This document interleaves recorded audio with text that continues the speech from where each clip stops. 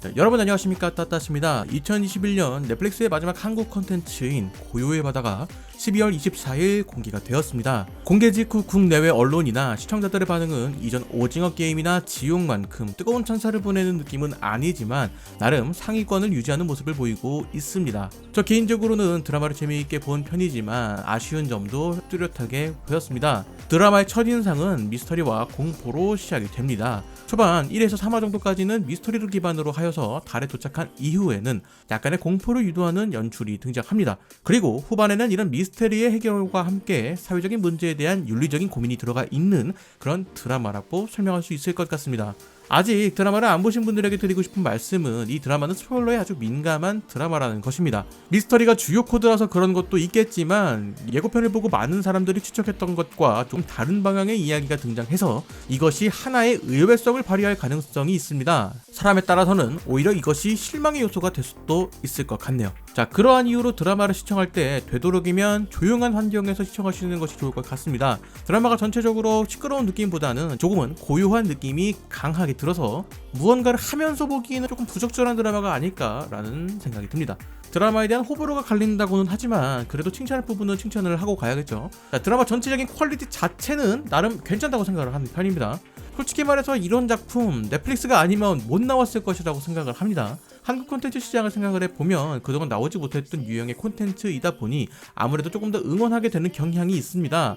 뒷부분에 추가로 얘기할 내용이긴 하지만 절대적인 평가의 관점에서 본다고 하면 고요의 바다는 부족한 점이 많은 것이 사실이지만 한국 최초로 만들어진 달을 배경으로 하는 상업 콘텐츠라는 것에 의미를 두고 본다면 꽤나 괜찮다라고 말할 수 있다는 것이죠. 거기에 신인 감독의 작품이라는 점도 나름의 포인트라는 생각이 듭니다. 관심이 있는 분들이라면 이미 아시는 것처럼 고요의 바다는 드라마를 연출한 최항용 감독이 과거 연출했던 동명의 단편 영화를 원작으로 하고 있습니다. 당시 작품에 대한 평가도 괜찮았고 드라마의 제작자인 정우성 배우 또한 영화제에 출품된 이 영화의 매력을 느껴서 제작을 결정하게 되었다라는 이야기가 있습니다. 이처럼 단편에서 가능성을 보였던 이야기를 통해서 넷플릭스 드라마를 연출하게 되었는데 이런 상상력을 가진 감독의 다음 작품도 충분히 기대해 볼 수 있지 않을까 하는 생각이 듭니다. 자, 그럼에도 고요의 바다라는 콘텐츠가 가지는 치명적인 단점 몇 가지가 존재합니다. 바로 스토리와 캐릭터가 상당히 부족하다는 것이죠. 자, 드라마를 보신 분들에게 물어보고 싶습니다. 혹시 기억에 남는 장면 있으신가요? 고요의 바다를 다 본 뒤에 기억에 남는 장면이 딱히 없습니다.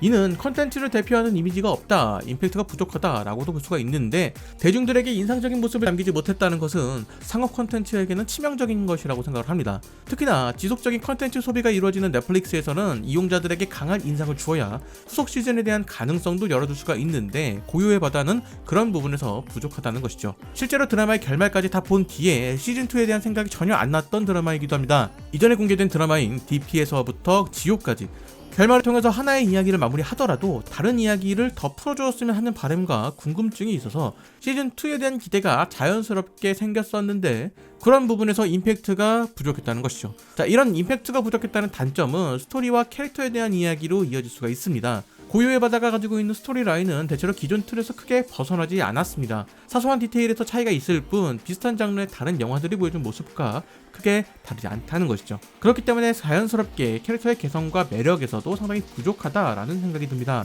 자, 이야기가 길어지면 길어질수록 이야기의 힘을 만드는 것은 캐릭터의 개성인 것인데 이 드라마는 캐릭터들의 개성이 조금씩 부족합니다. 자, 일단 극중의 인물이 드라마치고는 많은 편도 아닌데 인물의 구분이 명확하지도 않습니다. 비슷한 이미지의 배우들이 겹치는 듯한 느낌인데 이것은 캐릭터 자체가 선명하지 않기 때문에 등장한 문제점이 아닐까 싶습니다. 거기에 더불어 드라마를 보는 시청자가 어느 한 캐릭터에 몰입하기가 어렵다는 것도 단점입니다. 드라마가 성지안이라는 캐릭터를 중심에 두고 있지만 그녀의 상황이 처음부터 모두 등장하는 것은 아니기 때문에 그 캐릭터에 대한 온전한 몰입이 어렵습니다. 차라리 1화에서 그녀의 사연을 모두 공개하고 그녀의 시선에서 비밀을 찾아가는 쪽에 조금 더 몰입을 하게 만드는 방법이 아니었을까라는 생각이 듭니다. 아마 제작진들은 미스터리를 극대화하기 위해서 각 인물들이 가지고 있던 비밀들을 여러 회차에 걸쳐서 하나씩 풀어가고 있다라는 느낌인데 자, 그러다 보니 드라마 초반에는 그저 관찰자의 입장으로만 드라마를 보게 되어서 인물 간의 갈등이 생겼을 때 누가 옳은 판단을 내리고 있는지 판단하기가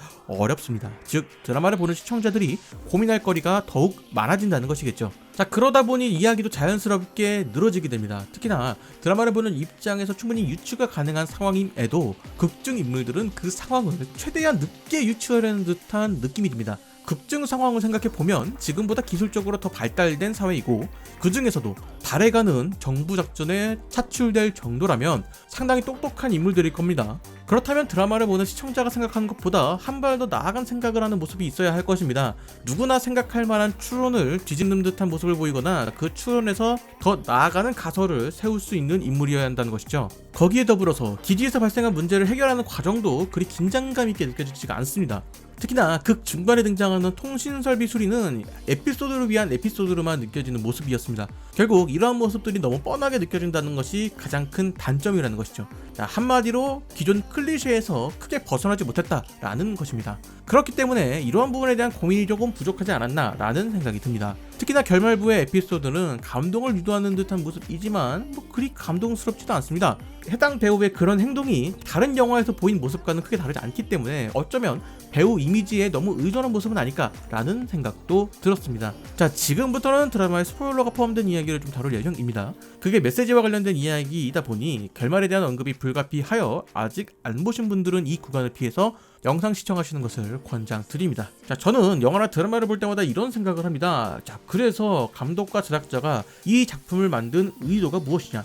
물론 상업적 콘텐츠라면 돈을 버는 것이 목적이겠죠. 하지만 그 중에서도 이런 이야기를 선택한 이유가 있을 것이다 라는 것입니다. 물론 고요의 바다는 그 의도가 분명하게 나타나는 작품입니다. 과학기술과 윤리적인 문제의 충돌, 사실 이런 이야기는 SF 영화에서 너무나도 자주 다뤄지는 메시지입니다. 그렇기 때문에 이런 주제를 다루는 콘텐츠들은 지금까지 등장하지 않았던 새로운 방법을 제시하거나 새로운 시각을 제공하여야만 관객들에게 인상을 남길 수가 있다는 것입니다.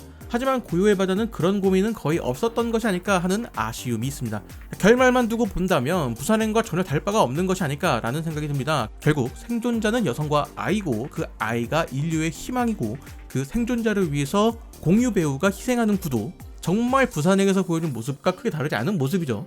하지만 부산행은 그게 주요 메시지가 아니었습니다. 그렇기 때문에 부산행의 결말에 대해서 이야기하는 관객들은 그리 많지 않은 것이죠. 하지만 고요의 바다는 극중 내용이 윤리적인 문제에 대한 내용을 담고 있기 때문에 이 드라마가 말하는 결말이 상당히 중요했습니다. 하지만 그 결말에서 어떠한 결론도 내지 못하고 새로운 방법도 제시하지 못하고 그냥 사회에 있던 고민을 우리가 함께 고민해보자 정도로만 끝났다는 것이 아쉽다는 것이죠. 제가 생각하기에 고요의 바다가 보여주고 싶었던 것은 이런 것이 아닐까 싶습니다. 생명을 유지하기 위한 수단이었던 물이 생명을 위협하는 수단이 되었다는 상황, 물의 자가복제와 복제인간을 같이 등장시켜서 물에 대한 문제를 복제인간에 빗대어 표현한다 라는 것입니다. 루나라는 복제인간이 월수에 대한 면역력을 가지게 되었지만 그 외의 또 다른 능력을 가지게 되어서 인간을 위협하는 존재가 되었습니다. 즉 인간이 원하는 결과를 얻기 위해서 무분별한 실험을 강행하다 보니 결국 우리가 예상하지 못했던 또 다른 돌연변이로 인해서 인간이 또 다른 위협에 맞이하게 될 수도 있다는 것이죠. 사실 이런 메시지만 본다면 나름 임팩트가 있다라고도 볼 수가 있습니다. 하지만 드라마가 이것을 각인시키는 것에 실패했다라는 생각이 듭니다. 아무리 좋은 메시지를 가지고 있다 하더라도 그것을 설명하지 못하고 관객들에게 각인시키지 못한다면 큰 의미가 없는 상황인 것이죠. 결국 겉으로 보기에는 기존 다른 영화나 드라마에서 나왔던 메시지와 크게 다를 것이 없고 그나마 고요의 바다에만의 개성이라고 할 수 있는 부분에서는 크게 강조되는 느낌이 아니라서 의미 전달에 대한 목표에서는 조금 부족한 것이 아닌가 하는 것이 저의 생각입니다. 결론적으로 고요의 바다는 만듦새가 좋아 보이는 공상품 정도로 이야기를 할 수 있을 것 같습니다. 메인 DC라고 할 수 있는 스토리와 캐릭터 면에서 다른 작품들과의 큰 차이점을 만들지 못하면서 고요의 바다만의 개성이 사라진 느낌입니다. 자, 그러한 이유로 기억에 남는 장면이나 매력적인 캐릭터가 부족한 것도 사실이죠. 자, 그럼에도 한국 최초로 만들어진 달을 배경으로 한 콘텐츠라는 것에 의미 부여를 한다면 나름 의미가 있는 콘텐츠가 될 것입니다. 추후에 달을 배경으로 하는 영상 콘텐츠가 만들어진다면 분명 그때 고요의 바다가 다시 언급될 것이기 때문이죠. 그래서 여러모로 아쉬움이 드는 그런 작품입니다. 볼 때는 흥미로웠는데 보고 나니까 남는 것이 없는 그런 느낌이었다는 것이죠. 해외에서는 오징어 게임에 비해 박한 평가를 받고 있는 것으로 보입니다. 자, 그도 그럴 것이 오징어 게임이라는 콘텐츠는 지극히 한국적인 콘텐츠라는 점에서 외국 사람들에게 신선하게 다가갈 것이지만 우주를 배경으로 하는 고요의 바다는 이미 외국의 비슷한 SF 작품들이 너무나도 많기 때문이죠. 이는 고요의 바다가 한국만의 특징 없이 기존 할리우드 영화와 큰 차별점이 없다는 해석이 가능한 것인데 그런 면에서 이전 한국 콘텐츠들처럼 큰 반향을 일으키기는 어려울 것으로 보입니다. 우주 SF 장르가 보편적으로 만들어지지 않는 한국 시장에서는 이 고요의 바다라는 드라마 자체가 어느 정도 시청자들에게 어필을 할 수 있겠지만, 우주 SF 장르가 이미 보편화된 해외에서 봤을 때 이 작품은 기존에 등장했던 다른 SF 영화들과 큰 차별점이 없는 그냥 양산형 콘텐츠 정도로밖에 소비가 안 된다는 것이죠. 사실 오징어 게임도 서비스 초반에는 표절이라는 이야기를 필두로 해서 비난을 꽤나 받았던 작품이라는 것을 생각을 해보면 결국 평가는 드라마를 보신 분들의 몫이 아닐까라는 생각이 듭니다. 고요의 바다 또한 시간이 지나면서 그 평가가 달라질 수도 있겠죠. 하지만 오징어 게임이나 지옥만큼의 큰 반향을 일으키는 작품은 아닐 것 같습니다. 사실 한국의 SF 영화에 대한 역사가 그리 깊지 않기 때문에 처음부터 뭔가 대단한 작품이 나올 것이다 라고 기대하기는 좀 어렵겠죠. 다음에 제작될 국내 SF 장르의 컨텐츠를 위한 한 단계 발걸음 정도로 생각을 하고 있습니다. 자, 여러분들은 고요의 바다 어떻게 생각하시나요? 댓글로 남겨주시면 감사하겠습니다. 저는 다른 이야기로 돌아오도록 하겠습니다.